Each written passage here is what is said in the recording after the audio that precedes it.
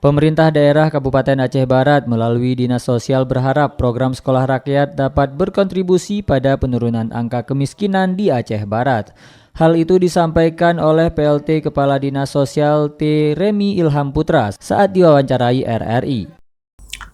Harapan kami mungkin dengan adanya sekolah rakyat ini angka kemiskinan bisa kita turunkan hingga kesejahteraan masyarakat terutama keluarga bisa kita tingkatkan. Ia mengatakan salah satu indikasi kemiskinan adalah buruknya kesehatan dan buruknya pendidikan.